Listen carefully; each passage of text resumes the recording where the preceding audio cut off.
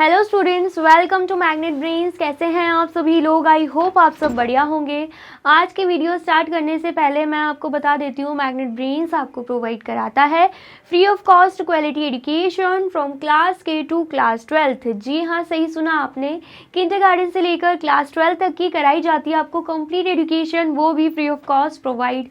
तो करना क्या है, आपको यूट्यूब चैनल पर जाना है एंड कर देना है मैग्नेट ब्रेन्स को सब्सक्राइब, जहां पर आपको सीबीएसई बोर्ड से लेकर अदर स्टेट बोर्ड जैसे कि UP board, MP board, Bihar board जैसे कोर्सेज भी अवेलेबल हैं। यहां तक कि आपको प्रैक्टिस क्वेश्चंस भी यहां पर सॉल्व कराए जाते हैं। E books and e notes की जो लिंक है आपको डिस्क्रिप्शन बॉक्स में मिल जाएगी। तो करते हैं आज की वीडियो स्टार्ट। मेरा नाम है हशमित कौर एंड मैं हूं आपकी मैथ्स फैकल्टी। तो आज हम क्या पढ़ने वाले हैं? आज हम पढ़ेंगे चैप्टर 10, जिसका नाम क्या है? मेंसुरेशन। उसका कौन सा topic? Area of a square topic. ठीक है, आ गया समझ में? इससे प्रीवियस वीडियो में हम एरिया ऑफ अ रेक्टेंगल को कवर कर चुके हैं एंड उससे भी पहले एरिया तो पढ़ ही लिया था हमने। ठीक है, तो अगर आपने प्रीवियस वीडियो नहीं देखी है, सबसे पहले जाके आप वही वीडियो देखिए, क्योंकि एरिया ऑफ अ रेक्टेंगल का फॉर्मूला क्या होता है एंड हम एरिया ऑफ अ रेक्टेंगल कैसे निकालते हैं वो मैंने आपको अच्छे से प्रीवियस वीडियो में बताया था। वीडियो अच्छी लगे तो वीडियो को लाइक, कमेंट एंड शेयर करना एंड देन फिर आना area of a square topic पे। ठीक है, एरिया ऑफ अ स्क्वायर आज हम पढ़ेंगे, देन उसके बाद एनसीईआरटी एग्जाम्पल 13 to 17 भी सॉल्व करेंगे, जो बहुत ही ज़्यादा इम्पॉर्टेंट है। ठीक है, आगे समझ में चलिए। तो सबसे पहले हम देख लेते हैं एरिया ऑफ अ स्क्वायर क्या होता है। Let is now consider a square of side 4 centimetre. बोला जा रहा है, हम अभी क्या देखेंगे? एक स्क्वायर को देखेंगे जिसका साइड क्या होगा? 4 सेंटीमीटर। सबसे पहले तो स्क्वायर की प्रॉपर्टी में हमने क्या पढ़ा है? स्क्वायर में 4 साइड्स रहती है, चारों की लेंथ क्या रहती है? इक्वल रहती है। मतलब चारों साइड्स क्या रहती है? इक्वल रहती है। तो पूछा जा रहा है what will be it's area, तो उनका एरिया क्या होगा? सबसे पहले अगर आप इस फिगर को देखोगे, आपको दिख रहा होगा कि यहाँ पर जो साइड है ये भी 4 सेंटीमीटर है, ये भी 4 सेंटीमीटर, ये भी 4 सेंटीमीटर, ये भी 4 सेंटीमीटर। कैसे समझ में आ रहा है? अगर ये वाली साइड 4 है तो उसकी अपोजिट साइड तो इक्वल होगी, ये भी 4 सेंटीमीटर हो जाएगी। ये वाली साइड 4 है तो उसकी अपोजिट साइड भी 4 सेंटीमीटर हो जाएगी। ठीक है, आया समझ में? अब नेक्स्ट क्या है? If we place it on a centimetre graph paper then what do we observe.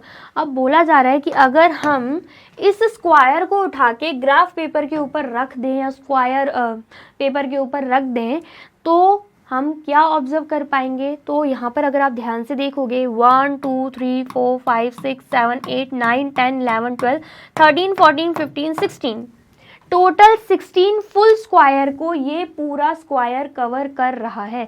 मतलब टोटल 16 बॉक्सेस को ये पूरा स्क्वायर कवर कर रहा है, हमने ये ऑब्जर्व किया। ठीक है, तो जो हमने एरिया टॉपिक पढ़ा था उसमें हमने क्या पढ़ा था? उसमें हमने ये पढ़ा था जितने पूरे स्क्वायर्स कवर कर रहा होगा उतना स्क्वायर यूनिट उसका एरिया हो जाएगा। तो यहाँ पे 16 है, तो यहाँ पर 16 स्क्वायर सेंटीमीटर, क्योंकि यहाँ पर सेंटीमीटर ग्राफ का बोला जा रहा है तो यूनिट क्या आएगा? सेंटीमीटर आएगा। तो 16 स्क्वायर सेंटीमीटर यहाँ पे एरिया हो जाएगा। ठीक है, आ गया समझ में? चलिए, अब यहाँ पर क्या देके रखा है? It cover 16 square, that means the area of the square is equal to 16 square centimetre. बोला जा रहा है कि यहाँ पर अगर हम सेंटीमीटर ग्राफ पेपर की बात करें तो 16 स्क्वायर्स पूरे कवर कर रहा है। ठीक है, तो इसका मतलब क्या है? एरिया ऑफ द स्क्वायर कितना होगा? 16 स्क्वायर सेंटीमीटर हो जाएगा। अब 16 स्क्वायर सेंटीमीटर कैसे आएगा? 16 स्क्वायर सेंटीमीटर की बात करें तो जब हम 4 सेंटीमीटर मल्टीप्लाई बाय 4 सेंटीमीटर करेंगे तब जाके क्या आ जाएगा? 16 स्क्वायर सेंटीमीटर आ जाएगा। ठीक है, इतना आया समझ में? तो यहाँ पर वही चीज़ दे के रखी है, 4 मल्टीप्लाई बाय 4 स्क्वायर सेंटीमीटर करोगे तो 16 स्क्वायर सेंटीमीटर आराम से आ जाएगा। ठीक है, calculate area of few squares by assuring length of one side of square by yourself. बोला जा रहा है ऐसे आपको क्या करना है? अलग अलग स्क्वायर का एरिया कैलकुलेट करना है एंड जो साइड है वो खुद से आप चूज कर सकते हो। फॉर एग्जांपल अगर आप 5 साइड चूज कर रहे हो, 5 सेंटीमीटर की साइड चूज कर रहे हो, ठीक है, 5 सेंटीमीटर, ठीक है, आपने ये कर लिया।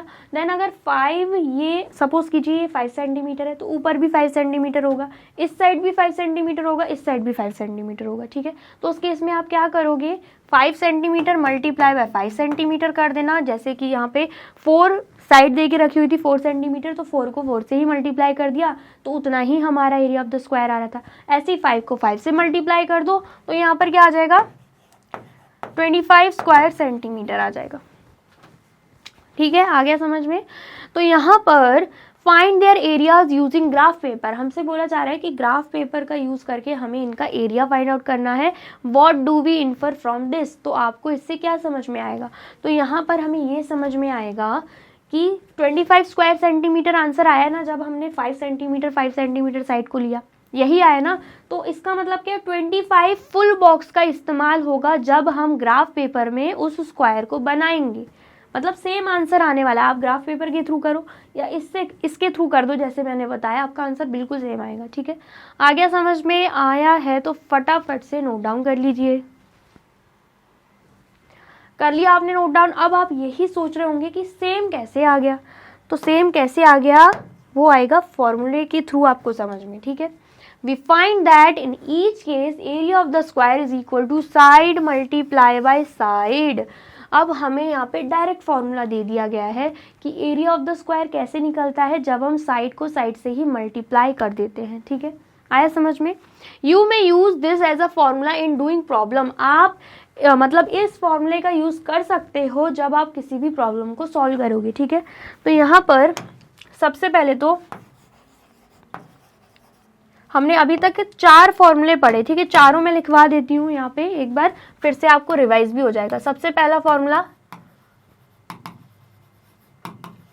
Perimeter of rectangle is equal to 2 multiply by bracket open length plus breadth bracket close. ठीक है, देन उसके बाद एरिया ऑफ रेक्टेंगल, उस केस में लेंथ मल्टीप्लाई बाय ब्रेथ हो जाएगा। ठीक है, देन उसके बाद ये तो क्या था, सेकंड फॉर्मूला। देन उसके बाद थर्ड फॉर्मूला, ये मेन फॉर्मूले हैं जो मैं आपको करवा रही हूँ। Perimeter of square is equal to 4 multiply by side. Then उसके बाद एरिया ऑफ स्क्वायर, तो एरिया ऑफ स्क्वायर कैसे आएगा, जब साइड को साइड से मल्टीप्लाई कर देंगे। ठीक है, देन उसके बाद मैंने आपको एक और फॉर्मूला बताया था,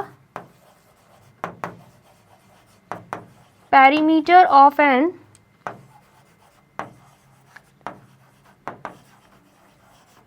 इक्विलेटरल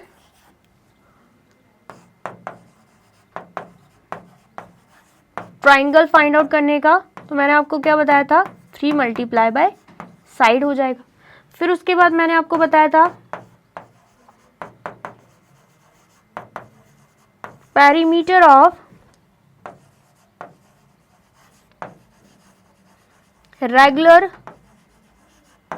पेंटागन फाइंड आउट करने का फॉर्मूला, जिसमें हमने क्या देखा था, पेंटागन में 5 साइड्स हैं और पांचों की साइड्स जो होंगी इक्वल लेंथ की होंगी एंड पांचों एंगल्स भी इक्वल लेंथ के होंगे। तो उस केस में हमें कर देना है 4 मल्टीप्लाई बाय साइड। ठीक है, देन उसके बाद मैंने आपको बताया था पेरीमीटर ऑफ रेगुलर हेक्सागन, जिसमें 6 साइड्स रहते हैं और रेगुलर नाम यूज हो रहा है, तो 6 के 6 साइड इक्वल लेंथ के होंगे एंड एंगल्स भी इक्वल होंगे। ठीक है, तो 6 मल्टीप्लाई बाय साइड कर देंगे। आ गया समझ में। तो ये कुछ मेन फॉर्मूलेज हैं जो अभी तक हमने पढ़ लिए हैं। ठीक है, आया समझ में, तो फटाफट से नोट डाउन कर लीजिए। कर लिया आपने नोट डाउन, और वीडियो अच्छी लग रही है तो फटाफट से वीडियो को लाइक, कमेंट एंड शेयर भी कर दो। ठीक है, आ गया समझ में। चलिए नेक्स्ट देखते हैं।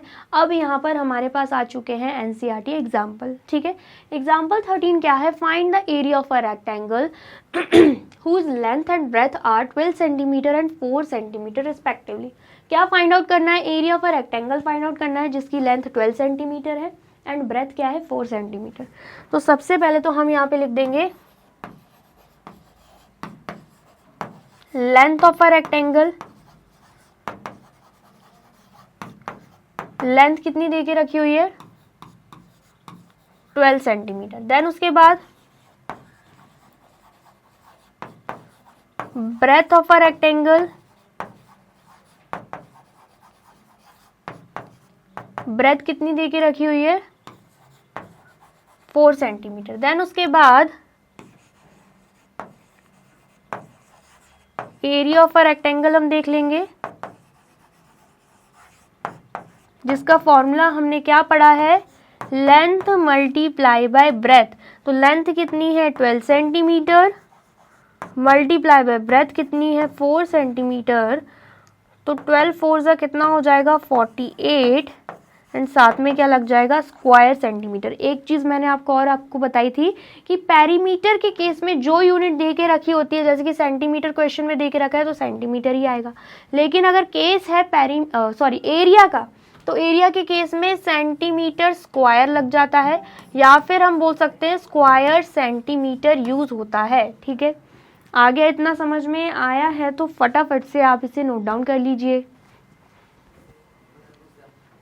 कर लिया आपने नोट डाउन? चलिए नेक्स्ट देखते हैं। नेक्स्ट क्या है यहाँ पे एग्जाम्पल 14। एग्जाम्पल 14 क्या है find the area of a square plot of side 8 metre. अब यहाँ पर हमें स्क्वायर प्लॉट दे के रखा हुआ है जिसकी साइड क्या है 8 मीटर है, तो हमें एरिया फाइंड आउट करना है। ठीक है, तो यहाँ पर सबसे पहले हम लिख देंगे side of a square plot. तो साइड क्या हो जाएगी यहाँ पे 8 मीटर हो जाएगी। ठीक है, देन उसके बाद area of a square plot, मतलब जो प्लॉट है वो स्क्वायर शेप का है, तो उस केस में क्या होगा एरिया ऑफ अ स्क्वायर का ही फॉर्मूला लगेगा। ठीक है, तो area of a square plot is equal to side multiply by side. ठीक है, तो साइड हमें 8 मीटर दे के रखी हुई है, तो 8 मीटर मल्टीप्लाई बाय 8 मीटर कर देंगे, तो आंसर क्या आएगा 8 8 जा 64 मीटर स्क्वायर, और 64 स्क्वायर मीटर यहाँ पे हम लिख देंगे। दोनों ही बिल्कुल सही हैं। ठीक है, आया समझ में? आया है तो फटाफट से नोट डाउन कर लीजिए।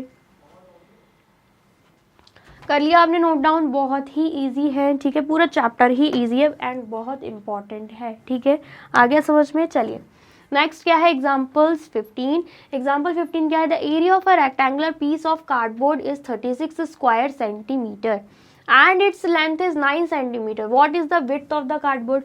बोला जा रहा है एक रेक्टेंगुलर पीस है कार्डबोर्ड का जिसका एरिया कितना है, पूरा एरिया क्या कवर करता है 36 स्क्वायर सेंटीमीटर, मतलब यहाँ पे एरिया दे के रखा हुआ है।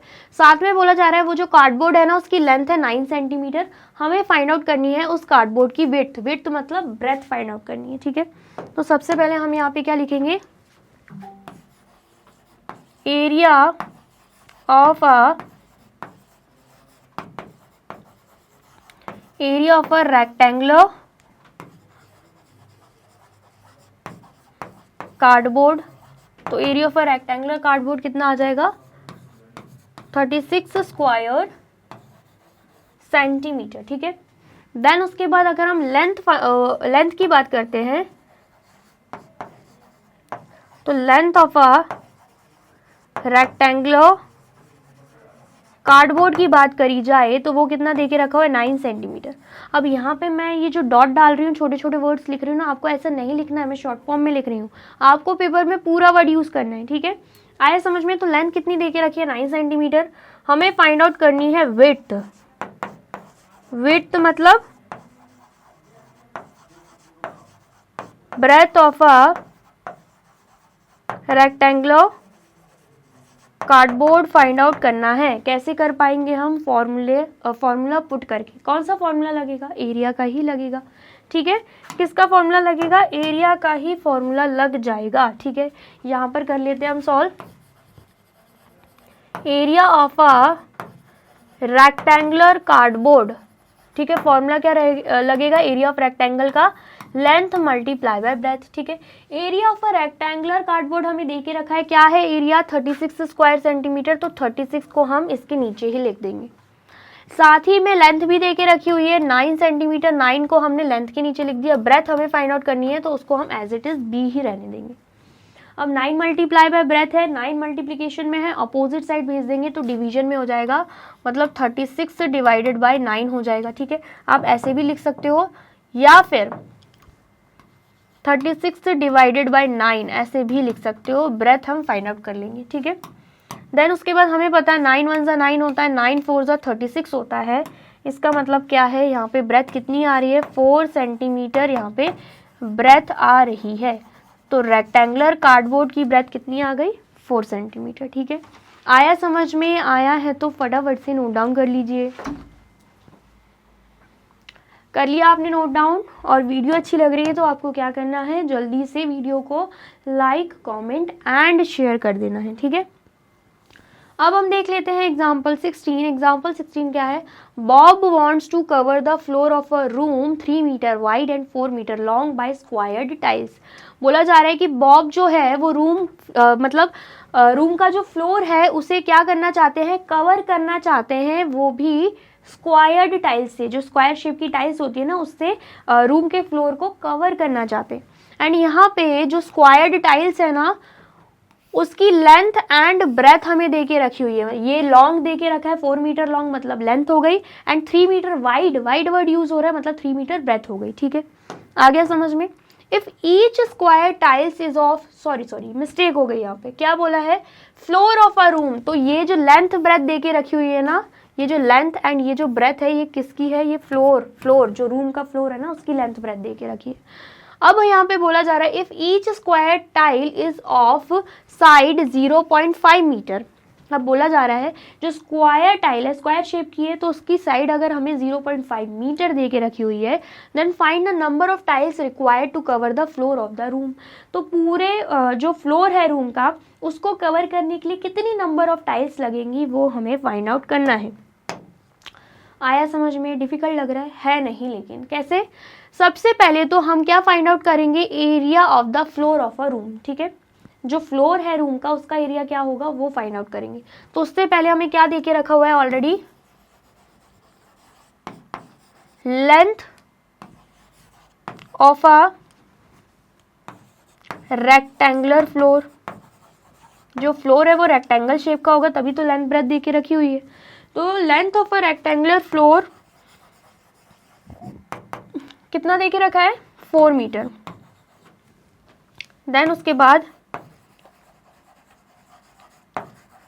Breath of a rectangular floor कितना है, 3 मीटर। फाइंड आउट क्या करेंगे, फाइंड आउट हम कर देंगे area of a rectangular floor. ठीक है, area of a rectangular floor find out कर देंगे। ठीक है, तो यहाँ पर अगर हम एरिया की बात करते हैं तो लेंथ मल्टीप्लाई बाय ब्रेथ हो जाएगा, क्योंकि रेक्टेंगल का फॉर्मूला वही है। तो यहाँ पर हम क्या कर देंगे, 4 मीटर मल्टीप्लाई बाय 3 मीटर कर देंगे। तो 4 3 ज़ा कितना होता है, 12 होता है। तो 12 स्क्वायर मीटर हमारा यहाँ पे आंसर आ जाएगा, या फिर हम बोल सकते हैं 12 मीटर स्क्वायर हमारा यहाँ पे आंसर आ जाएगा। ये तो हमने रेक्टेंगुलर फ्लोर का एरिया निकाल लिया। अब हम क्या करेंगे, अब हम यहाँ पर जो स्क्वायर है, स्क्वायर टाइल है, उसका भी एरिया निकालेंगे। ठीक है, तो सबसे पहले हम यहाँ पे लिख देंगे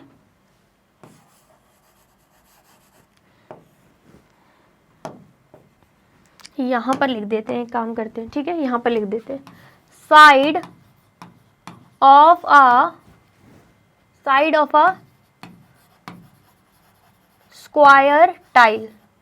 तो साइड क्या देके रखी हुई है, 0.5 मीटर।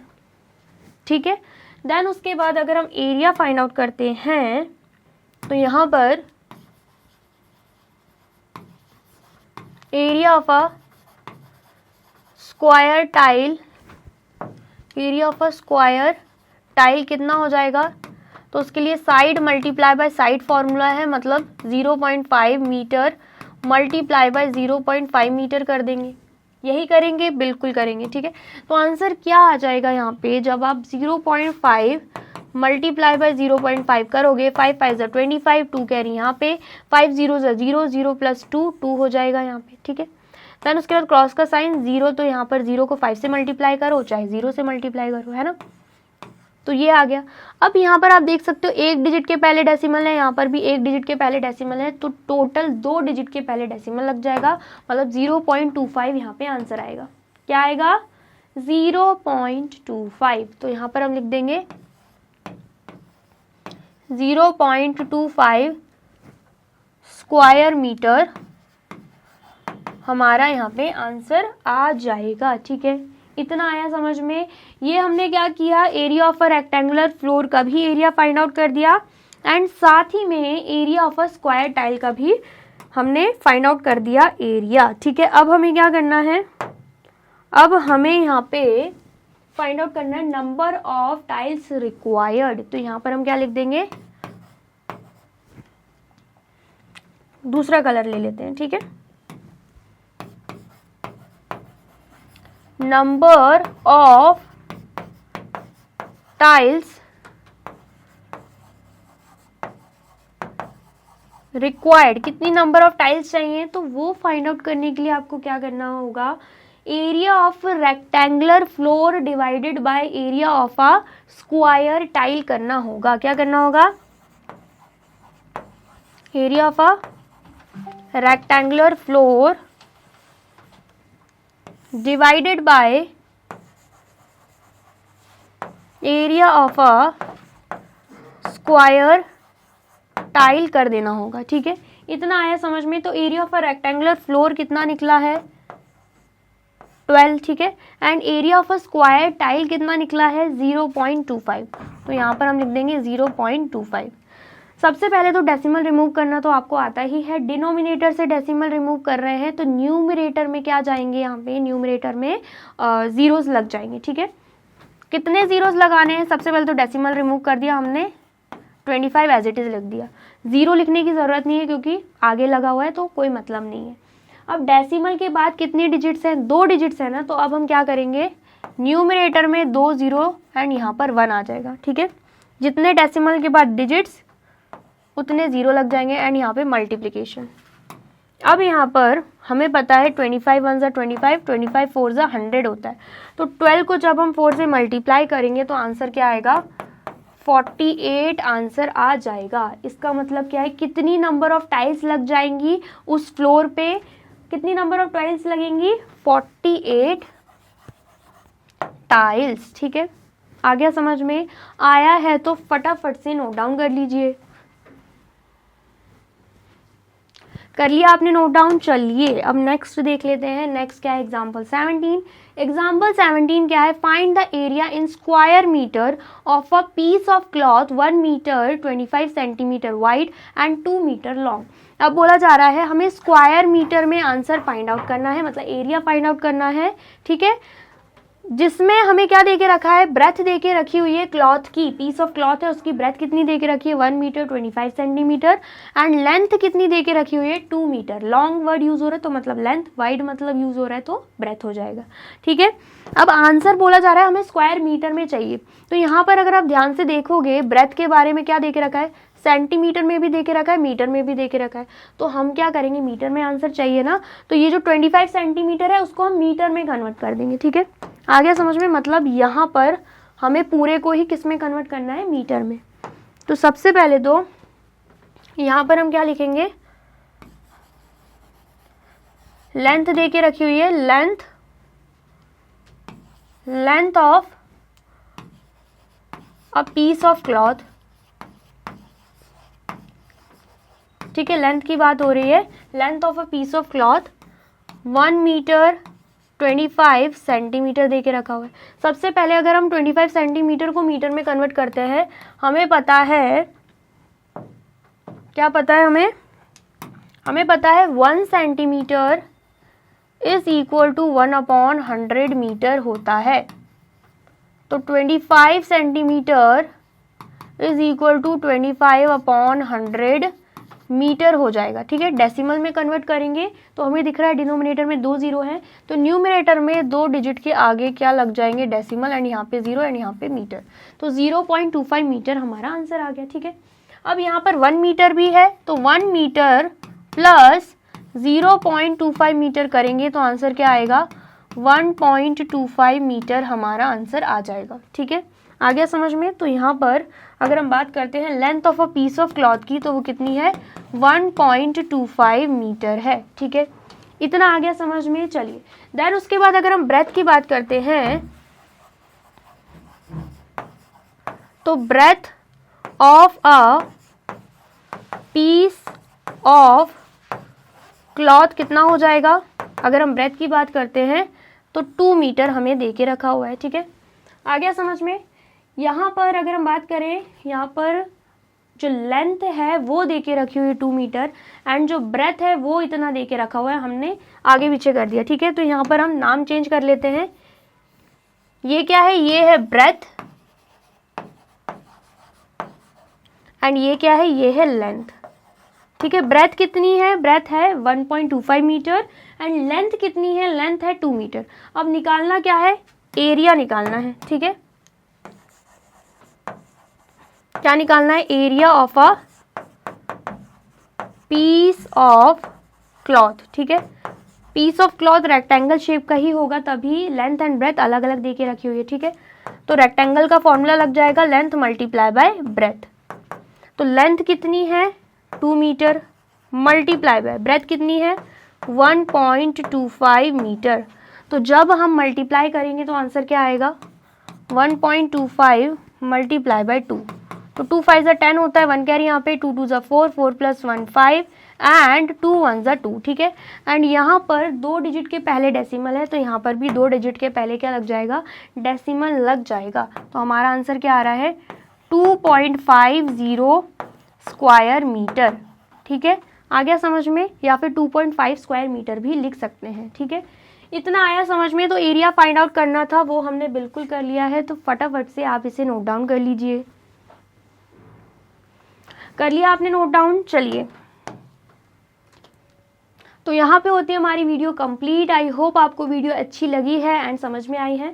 वीडियो अगर अच्छी लगी है तो फटाफट से वीडियो को लाइक, कमेंट एंड शेयर कर दीजिए, एंड देन फिर जाइए यूट्यूब चैनल पर एंड कर दीजिए मैग्नेट ब्रेन्स को सब्सक्राइब। ठीक है, ये रही हमारी एप्लीकेशन, ये रही हमारी वेबसाइट, एंड ये रहे हमारे टॉप कोर्सेज जो आपको प्रोवाइड कराते हैं free of cost quality education. E books and e notes की जो लिंक है आपको डिस्क्रिप्शन बॉक्स में मिल जाएगी, एंड ये रहे हमारे अदर सोशल मीडिया प्लेटफॉर्म जैसे कि YouTube, Facebook, Instagram, WhatsApp, Twitter. आप इन पे भी जाके विजिट कर सकते हैं एंड कर सकते हैं मैग्नेट ब्रेन्स को फॉलो। अब इससे नेक्स्ट वीडियो में मैं आपको क्या पढ़ाने वाली हूँ ये जानने के लिए करना क्या होगा, यूट्यूब चैनल पर जाके कर देना होगा मैग्नेट ब्रेन्स को subscribe. Thank you so much.